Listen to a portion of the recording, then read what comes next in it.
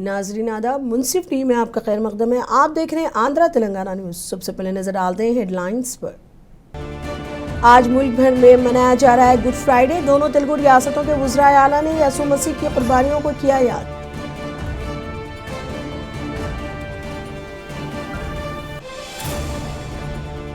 वज़ीर आला रेवंत रेड्डी ने 13वीं एशियाई टेक्सटाइल कॉन्फ्रेंस की इफ्तिताई तकरीब में की शिरकत। कहा, रियासत टेक्सटाइल के शूबे में एक अहम मरकज बन चुकी है।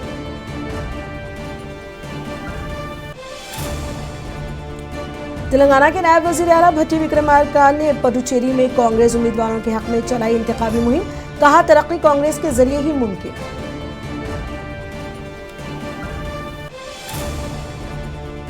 नारा लोकेश ने बीजेपी के कौमी सदर नितिन नबीन से की मुलाकात। एपी के सदर मुकाम अमरावती को कानूनी हैसियत फराहम करने में ताउन पर किया इजहार तशक्कुर।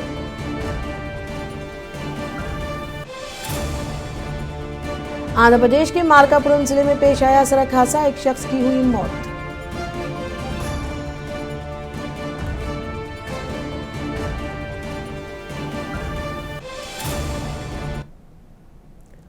अब खबरें तफसील से। आज मुल्क भर में गुड फ्राइडे मनाया जा रहा है। चर्चों में अक़ीदतमंद शिरकत कर रहे हैं। गुड फ्राइडे के मौके पर वज़ीर आला रेवंत रेड्डी ने यसु मसीह की कुर्बानी को याद किया। वज़ीर आला ने मसीही भाइयों और बहनों के लिए रूहानी सुकून की दुआ की। वज़ीर आला ने कहा कि यसु मसीह ने जो खिदमत, मेहरबानी और भाईचारे का दर्ज दिया है वो हमेशा इंसानियत के लिए मशाल राह रहेगा। वज़ीर आला ने कहा कि तमाम मसीही भाइयों और बहनों को गुड फ्राइडे मनाना चाहिए, जो कि यसु मसीह की कुर्बानियों की याद में मनाया जाता है।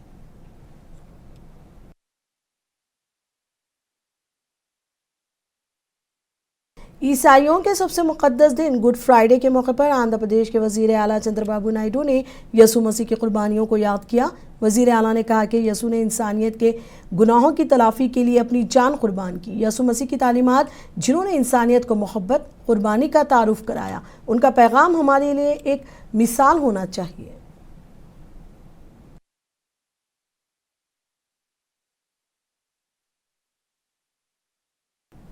वज़ीर आला रेवंत रेड्डी ने HICC हैदराबाद में 13वीं एशियाई टेक्सटाइल कॉन्फ्रेंस 2026 की इफ्तिताई तकरीब में शिरकत की। इस मौके पर वज़ीर तेलंगाना रियासत टेक्सटाइल के शूबे में एक अहम मरकज़ बन चुकी है।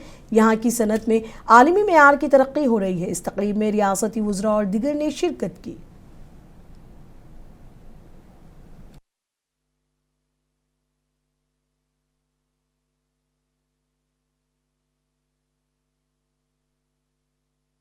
Telangana can proudly say we have textiles in our DNA. During the rule of Nizams, traders from all over the world came to buy cloths and pearls in Hyderabad. You know, Hyderabad is the rocks and lakes and pearl city. From our famous Pochampalli ikkats to Gadwali sarees, Warangal Daris to waves of Narayanpet, textile is not just an industry, it is lifeline for our weaving communities.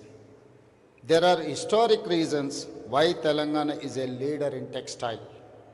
We are one of the largest producers of cotton in India. Our cotton is known globally for quality and richness. We have established Kakatiya Mega Textile Park at Warangal, a world-class destination. It has many apparel parks. In short, Telangana has both skill and will. Telangana is a leader in many verticals, from deep tech to pharma and life sciences, from aerospace to defense, from manufacturing to energy. Our vision, Telangana Rising 2047, is clear: to become a $1 trillion economy by 2034 and $3 trillion economy by 2047. The year 2047 is a special because we Indians will celebrate 100 years of independence.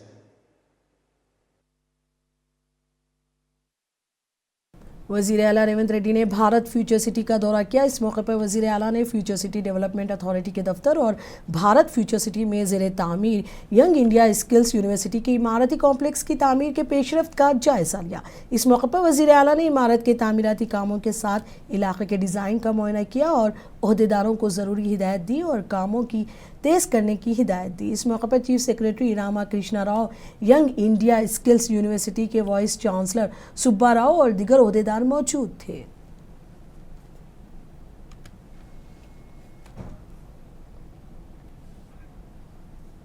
Telangana के नायब वज़ीर आला भट्टी Vikramarka Puducherry assembly इंतखाबात के लिए कांग्रेस उम्मीदवारों के हक़ में इंतखाबी मुहिम चलाई। इस मौके पर नायब वज़ीर आला तेलंगाना हुकूमत की जानिब से अमल में लाए जाने वाले स्कीमात पर रोशनी डाली। उन्होंने कहा कि हुकूमत आवाम से किए गए वादों को पूरा कर रही है। पुडुचेरी की तरक्की के लिए कांग्रेस को वोट देने आवाम से अपील की। उन्होंने कहा कि तरक्की कांग्रेस के ज़रिए ही मुमकिन है।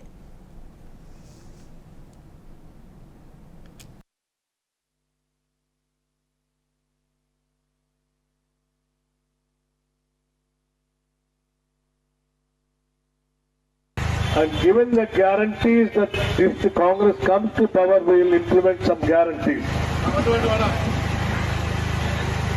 The free bus ride for the women if we come to power.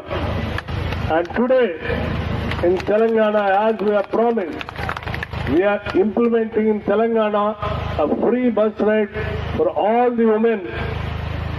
Till now, nearing about 300 crore times women travel in the buses, and for which me as finance minister, I have paid 10,000 crores on behalf of the women who travel in the RTC buses to RTC Minister Sri Ponnam Prabhakar ji.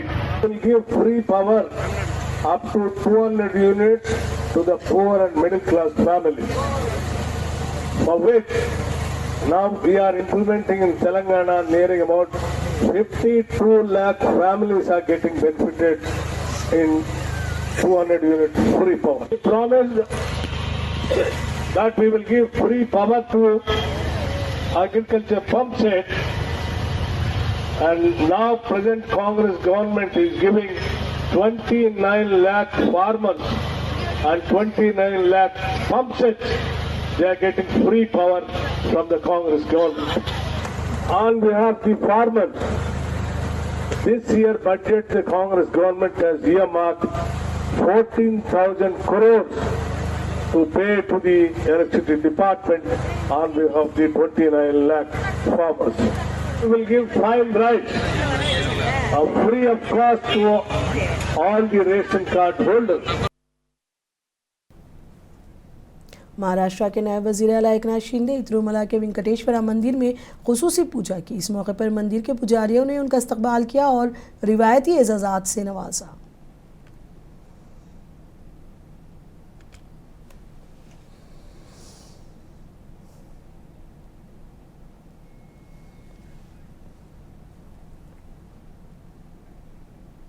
Andhra Pradesh के वज़ीर तालीम नारा लोकेश ने BJP के कौमी सदर नितिन नबीन से मुलाकात की। इस मौके पर उन्होंने आंध्र प्रदेश के सदर मुकाम अमरावती को कानूनी हैसियत फराहम करने में ताउन पर उनका शुक्रिया अदा किया। इस मौके पर उन्होंने मुख्तलिफ उमूर पर तबादला ख्याल भी किया।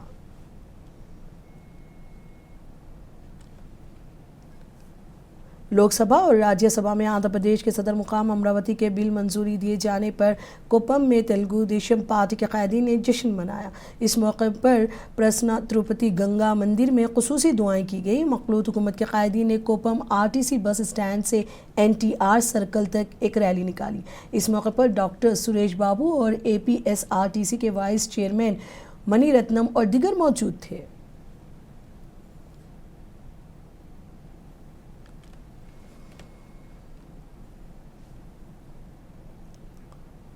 लोकसभा और राज्यसभा में आंध्र प्रदेश के सदर मुकाम अमरावती के बिल को मंजूरी मिलने पर राजमपेट पार्लियामेंट तेलुगु देशम पार्टी के सदर एस प्रसाद बाबू ने वजीर आजम मोदी, वजीर आला चंद्रबाबू नायडू, नायब वजीर आला पवन कल्याण और वजीर लोकेश को अवाम की जानिब से इजहार तशक्कुर किया। इस मौके पर उन्होंने कहा कि पार्लियामेंट में मुकम्मल अक्सरियत के साथ अमरावती को आंध्र प्रदेश के सदर मुकाम के तौर पर कानूनी हैसियत देने के बिल की मंजूरी रियासत के अवाम के उमंगों की अक्कासी है। इस मौके पर मखलूत हुकूमत के कायदीन ने आतिशबाजी करते हुए जश्न भी मनाया और अवाम में मिठाई तकसीम की।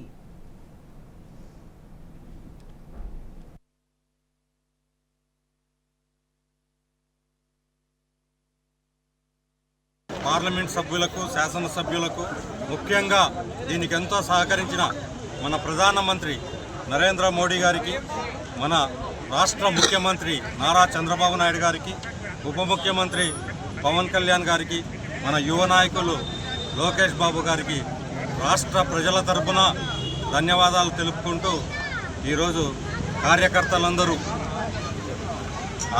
ఆనందోత్సవాలుగా మన ఆంధ్ర రాష్ట్రానికి కార్యకర్తలే కాదు ప్రజలు కూడా దీంట్లో పార్టిసిపేట్ చేసి ఈరోజు ముఖ్యమంత్రి గారికి ధన్యవాదాలు తెలుపుకుంటున్నారు।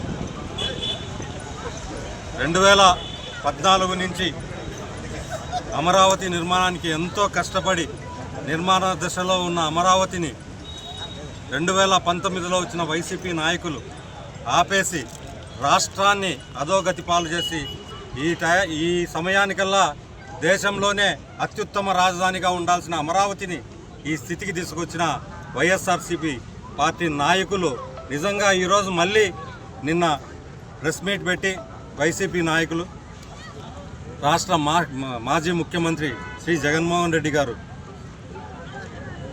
మూవీ గన్ అని ఒక రాష్ట్రాన్ని ఒక రాజధానిని నిర్మిస్తే బాగుంటుందని నిజంగా గుండెల మీద చేసుకొని ఏ వైసీపీ కార్యకర్త అయినా సరే ఆయన తీసుకునే నిర్ణయం మీద హర్షం వ్యక్తం చేస్తున్నారేమో అడగండి।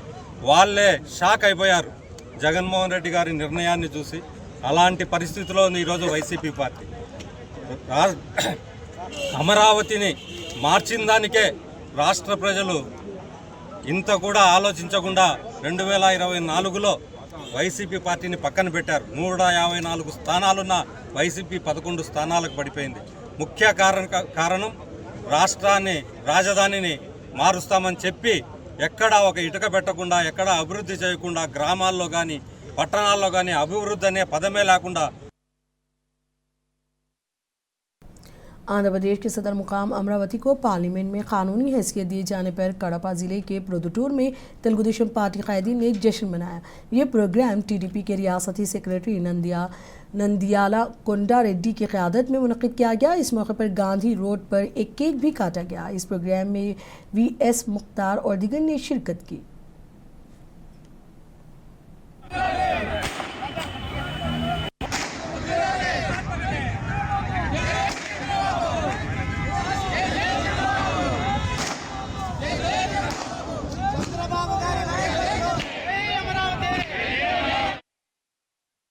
आंध्र प्रदेश के मार्कापुरम ज़िले अड्डा रोड के करीब एक सड़क हादसा पेश आया। रियासत गुजरात से आने वाली सयाहों की बस ने तेज़ रफ्तारी से सड़क के किनारे चावल की कटाई की मशीन के साथ एक मिनी लॉरी को टक्कर दी थी। इस हादसे में मशीन के साथ काम करने वाले 2 अफराद शदीद ज़ख्मी हो गए और एक की मौत हो गई। ये हादसा उस वक्त पेश आया जब बस श्रीसैलम जा रही थी। हादसे के वक्त बस में 47 मुसाफिर सवार थे, जिनमें से 2 को मामूली चोटें आईं।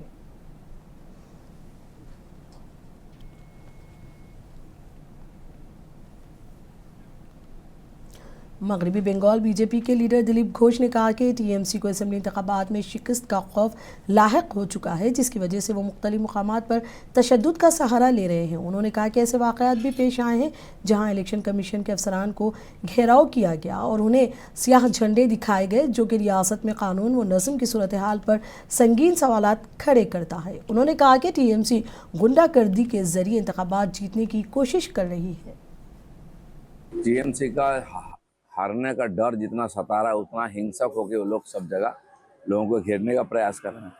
जहाँ जुडिशियल मजिस्ट्रेट का गाड़ी रोका जाता है, उनके साथ मारपीट किया, गाड़ी तोड़ा जाता है। जहाँ इलेक्शन कमिश्नर को घेरा जाता है, काला झंडा दिखाया जाता है, वहाँ कोई कानून व्यवस्था है ही नहीं। सब अदालत के सामने साफ है यहाँ भी खड़गपुर में कल हम लोगों को प्रचार में बाधा डाला गया, गाड़ी तोड़ने का, घेरने का प्रयास हुआ। जगह जगह दांतन में हमारे कैंडिडेट्स को मारा पीटा गया, रोका गया। तो टीएमसी जबरदस्ती और गुंडागिरी करके चुनाव जीतना चाहती है। पूर्णिया के रुकने पार्लियामेंट पप्पू यादव ने नालंदा में पेश आए हालिया वाक़े पर बिहार हुकूमत को तनकीद का निशाना बनाया। उन्होंने कहा कि रियासत में कानून व नज़्म की सूरत हाल तशवीशनाक होती जा रही है और हुकूमत अवाम की हिफाजत में नाकाम साबित हो रही है। उन्होंने जिम्मेदारों के खिलाफ कार्रवाई करने पर जोर दिया। अब देखिए, बदनामी तो दोनों सत्ता में रहे हैं, 20-25 साल एनडीए रहे हैं, अब 20-25 साल वो लोग भी रहे हैं। बिहार तो पूरी दुनिया का गरीब प्रदेश है। ये तो हमारे सेंसस रेट में है। बिहार पलायन में, बेरोजगार में, अशिक्षा में, बीमारी में, सारी फैक्ट्रियां बंद है। हालात अच्छे हैं, लेकिन दुर्गति में सबकी भूमिका न है। शुभ बाजा तबाजा चलियो बाजा, हमाम में सब नंगे हैं कि एक ठो दुए ठो मिल के किया है बिहार की दुर्गति, सब मिल के किया, सब लूटा है कि एक ठो किया है।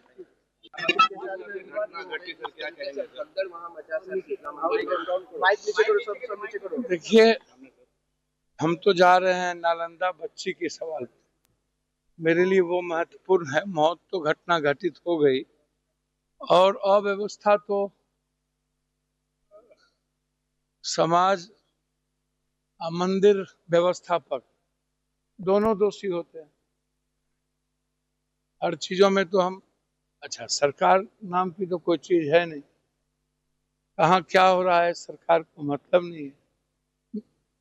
तो इसीलिए एक बार की बात नहीं है, जहानाबाद में भी ये घटना घटित हुई, बड़ा भगदड़ हुआ था। देश भर में लगातार इस तरह के भगदड़ देखने को मिल रहा है और व्यवस्थापक और मंदिर के जो प्रबंधक और प्रधान हैं, उनके जो तरीके होते हैं भक्त के साथ आए हुए भगवान के लिए, जो श्रद्धालु है, लूट खसोट की जो प्रवृत्ति है। दिल्ली में आसमान पर बादल छाए हुए हैं और गर्द आलूद हवाएं चल रही हैं। अवाम ने कहा कि जिसकी वजह से फ़िज़ाई आलूदगी में इजाफा देखा जा रहा है। सुबह के औकात में चहलकदमी करने वालों लोगों ने कहा कि मौसम अच्छा है, लेकिन गर्द व ग़ब्बार की वजह से सांस लेने में दुश्वारी हो रही है। दिल्ली की आलूदगी के मसले पर संजीदगी से काम करने की ज़रूरत है।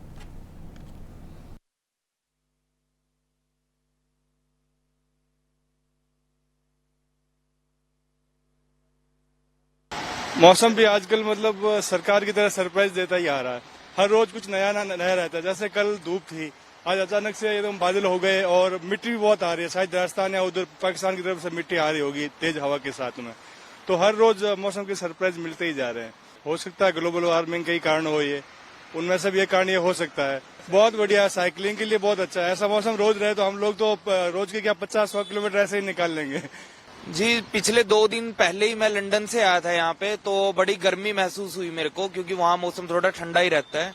लेकिन अभी जैसे आज सुबह जब मैं जॉगिंग के लिए आया तो मौसम बड़ा ही सुहावना है। थोड़ी थोड़ी धूल मिट्टी है, लेकिन फिर भी मौसम बड़ा अच्छा है। नहीं, बिल्कुल जी, ये मतलब अगर कोई जैसे दिल्ली में बाहर से घूमने आया उसके लिए तो ये एंजॉय वाला मौसम है, क्योंकि यहाँ तो वैसे भी थोड़ा सा पोल्यूशन का रहता ही है कि थोड़ा पोल्यूशन बढ़ा है पहले के मुकाबले।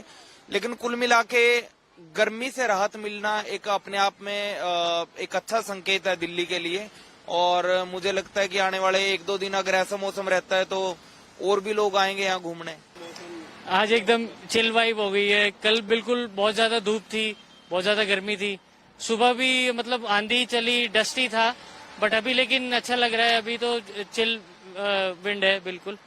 नहीं, साइकिलिस्ट तो रेन हो चाहे कुछ भी हो, तो मतलब साइकिलिस्ट तो कुछ भी मतलब राइड करनी है तो करनी है, बस वही है।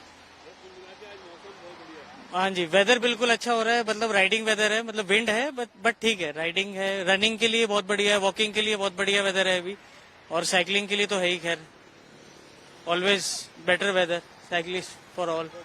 नहीं, मौसम बहुत बढ़िया हो गया है। अभी थोड़ा AQI भी कम हुआ है। 2 दिन पहले तो और इनफैक्ट और अच्छा मौसम था।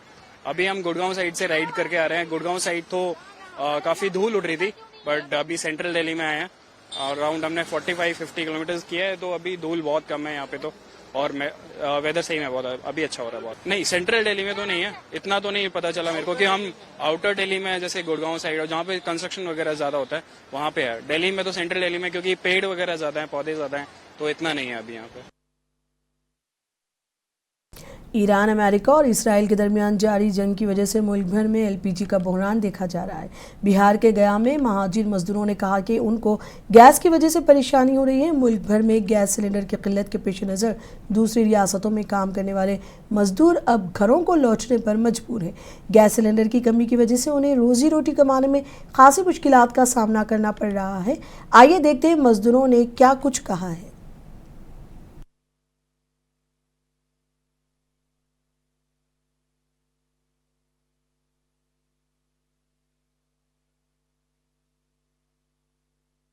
क्या सूरत से, उधना जंक्शन से। क्या घर आए अपना, घर अपना गैस क्यों प्रॉब्लम था और काम वाम भी नहीं चल रहा था बराबर।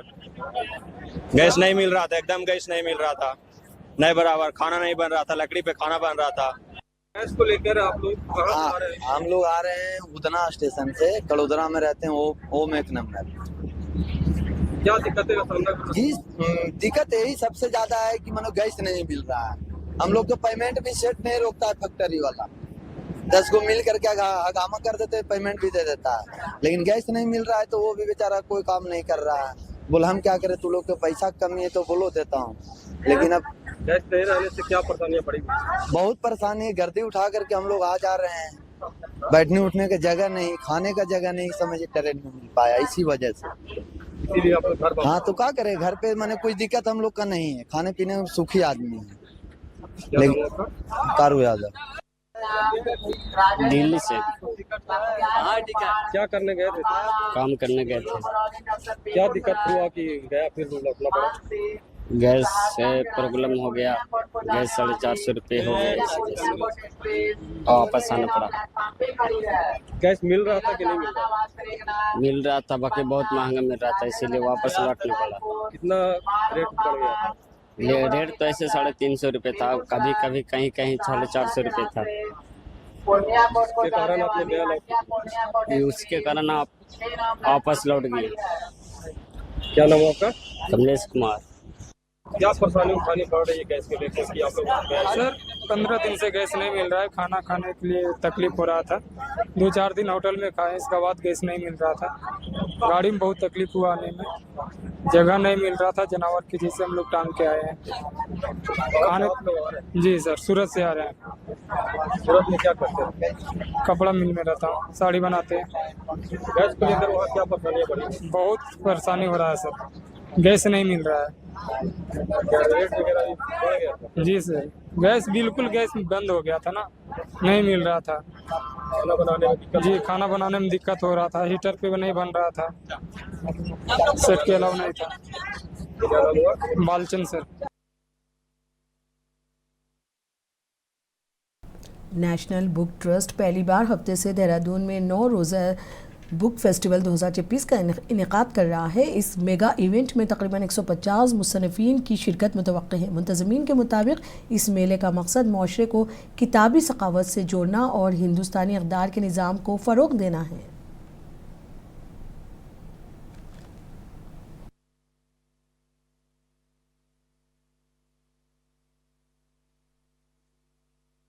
आने वाले 9 दिनों में यानी 4 अप्रैल से लेकर 12 अप्रैल तक परेड ग्राउंड देहरादून में दून फेस्टिवल का आयोजित किया जाएगा, जिसमें आपको 9 दिनों में साहित्य, कला और संस्कृति से जुड़ी अलग गतिविधियां देखने को मिलेगी। विशेष रूप से एक चिल्ड्रन फेस्टिवल है जो हर रोज आयोजित किया जाएगा, जिसमें अलग अलग क्रिएटिव स्किल्स को लेकर इवेंट, कॉम्पिटिशन्स और प्रतियोगिताएं रखी जाएंगी। साथ ही साथ 150 से ज़्यादा लेखकों से मिलने का मौका मिलेगा। बहुत सी नई किताबें यहाँ रिलीज की जाएंगी, तो लिटरेचर फेस्टिवल में भी आपको लिटरेरी एक्सपोजर मिलेगा। साथ ही साथ एक हर रोज कल्चर परफॉर्मेंसेज भी हमने आयोजित किए हैं जो कल्चरल फेस्टिवल का हिस्सा होंगे, और एक फूड कोर्ट का भी अरेंजमेंट है। सो कुल मिलाकर एक फैमिली एक्सपीरियंस है और शिक्षा मंत्रालय की ये पहल है ताकि हम ज़्यादा से ज़्यादा लोगों को शिक्षा के किताबों के साथ जोड़ सकें और विशेष रूप से उत्तराखंड शासन और नगर निगम की ओर से व्यवस्थाएं की गई है। तो एक सामूहिक प्रयास है ताकि हम समाज को किताबों की संस्कृति से जोड़ सकें, बुक रीडिंग कल्चर की ओर ले जाएं और एक अच्छे समाज का निर्माण कर सकें।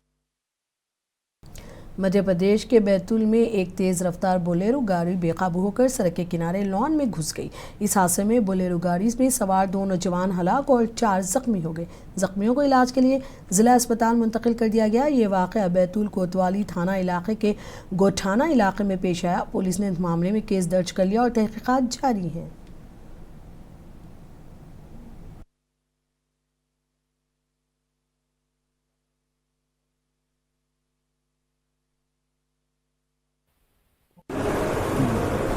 दो 4:26 के रात्रि की बात है। मन मंदिर लान के सामने एक बोलेरो वाहन किसी मकान में घुस गया है। तो जो बोलेरो वाहन में बैठे हुए लोग थे, पुनीत ठाकरे और प्रफुल्ल ठोके, ये दोनों ख़त्म हो गए हैं। और घटना में अभिषेक वाडिया, पप्पू प्रजापति, राजू यादव और बालक संगम गंगारे ये घायल हुए हैं। अभी ये घायल हुए हैं। घायलों का इलाज चल रहा है और दोनों मृतकों को शिफ्ट कर दिया है मच्छली।